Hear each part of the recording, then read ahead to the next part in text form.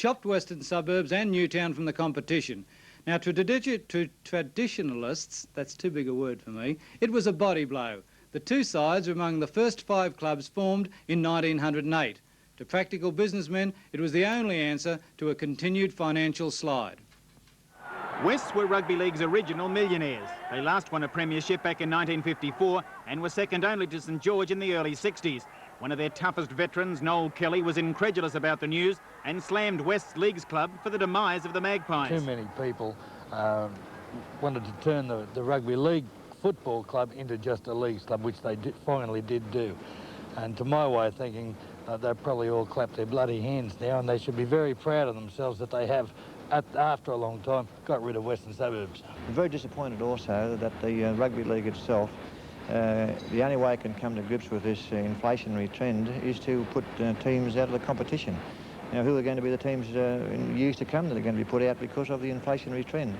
According to President John Brooks, it's the end of an era. Well, I can't really see how we could survive to... They say we're not invited to play in 1984, but we can come back in 1985 or later. But I say, unless you had some guy like Alan Bond who put $1 million in it, I can't see really how we could ever come back. This is a moment of revenge for the plundering of their players in the late 70s, one of West's few wins over Manly. Even the players couldn't conceal their disgust at last night's decision. I was more angry than what I was shocked, but really, I suppose there's nothing much we can do about it. I don't think at any stage the Rugby League have made any effort to try and fix the situation. I think they have more or less let it go ahead without attempting to bring some sort of other arrangement about. And I think it'll rebound on them in the long run, because I think they're hitting a lot of Rugby League fans. The sacking of West means there will be 60 graded players out of work next year, a fact that seems to be of little concern to the New South Wales Rugby League. It's difficult. 2 of the founding clubs of the Sydney League Premiership have been dropped from next year's competition. The New South Wales Rugby League took the momentous decision last night and cast an ominous shadow over the future of both Wests and Newtown.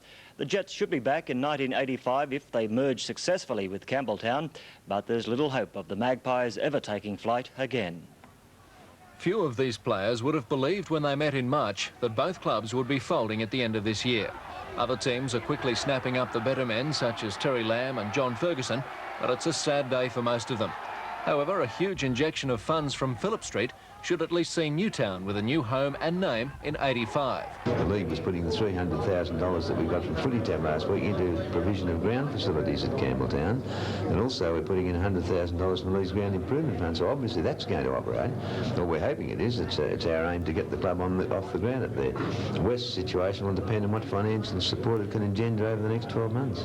So, some light at the end of the tunnel for Newtown, but almost none for Wests. The only reason that Wests are out is because they've got enough support from their fans, from the public. Tough decision, you think, then? Oh, it stinks. I think everybody in the Western Suburbs is disappointed, let's put it that way. One of the big problems over the years for Wests has been that their club here at Ashfield is so far from their Lidcombe ground. It's one of the best kept ovals in the competition, and one that Parramatta are tipped to take over next year. But it was a sad sight today. If the Eels move in, they'll no doubt fill these stands every week, but the Magpies will be sorely missed. They joined the league at its 1908 inception and won 4 premierships. Their departure from Lidcombe closes the gate on a rich and proud tradition. It's ironic. The club that finished paupers, surviving on pennies, were once one of League's richest. The urban sprawl robbed it of a future. Ken Sutcliffe, National 9 News. The fight may be short-lived. Equity Court Judge Mr Justice Helsham today ruled the New South Wales League doesn't have the power to stop West from taking part in the competition. But the league has countered by saying it will change its constitution. Wests and Newtown were suspended from the competition last September. But the Equity Court ruled today Wests should be readmitted. Newtown will stay on the sidelines, preferring to wait until 1985 when their financial problems are overcome. But Wests want to play next year. The news of the successful appeal broke during the league forum. And at the time, West's officials felt confident the issue was over. But I don't think there's any animosity between us and the Rugby League. I think they'd be probably quite happy the fact we won our case, so let us stay there. But later in the day, after an emergency meeting, League President Tom Bellew made it clear the dust hadn't settled. At a special meeting on December the 1st, he and his executive would recommend the Constitution be changed to give it the power of deciding which clubs take part in the competition. The League, from things that have taken place at the forum here over the last couple of days, have obviously got to have the power to determine which clubs remain viable or remain within the premiership competition. There seems little doubt that the amendment will be adopted and West will be out in the cold again. Although... Reserve grade grand final winner Ken Gentle as coach. That's the latest news from the resurrected Magpies. Graham McNeice has a look at League's fairy tale story. For Western Suburbs, 1983 can only be described as the greatest comeback since Lazarus. Despite remarkable success in preceding seasons, the continued loss of key players, their sponsor, bad weather and poor attendances combined to see West's finish as wooden spooners and plunge the club into financial crisis.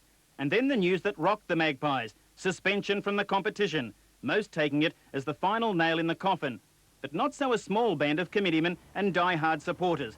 They felt they'd been knocked down in the first round, but weren't prepared to concede the fight. In a daring move, West challenged the validity of the League's constitutional right to suspend the club and set out to prove it in court. While this was going on, a last-ditch effort to raise money to show they were financially viable for 1984. The search for a sponsor continued, and hopes soared when a big Gold Coast developer showed keen interest in saving the Magpies. Although those hopes were dashed, the spirit wasn't. Fundraising projects were set up in various business houses. And then came the bonanza, a rock concert at Lidcombe Oval, which netted the club $90,000.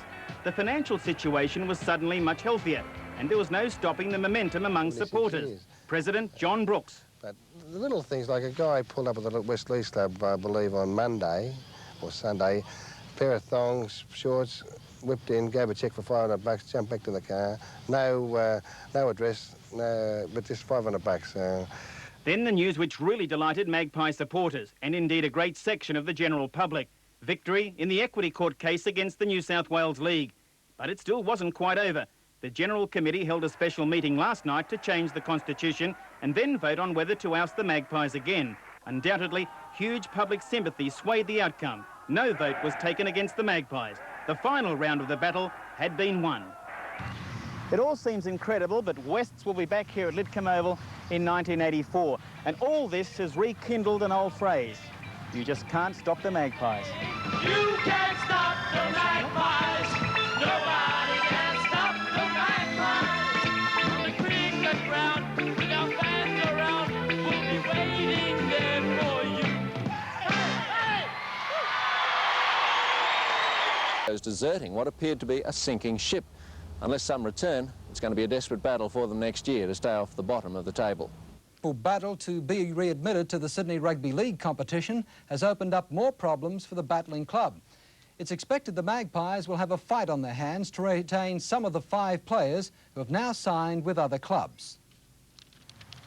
West's first training session since last night's good news, as expected, was a fairly bright affair. One of the 5 players in dispute, Bruce Clark, turned up. The prop forward, who signed with Cronulla when West were thrown out of the competition, has indicated he's keen to rejoin the Magpies. But the other 4, well, that's another matter. And West Secretary Ray Bernasconi, while all smiles at league headquarters, indicated there was a stumbling block with Scott Gale, Brian Batiste, David Green and Paul Bevan. Well, it would appear that, some of the clubs are going to back on that, so it would appear that we may have a little bit of litigation on it. Yeah, so still a little bit of legal matters to go on. I would imagine so, yeah. Tonight's session at Lidcombe had plenty of old faces and some new ones, like former Canterbury prop Brian Coveney, who's looking for a club. West will also name a new coach within the next few days, one of the favourites being Greg Cox, who's chasing a captain's coach position. That's sport tonight. Thanks, Brian.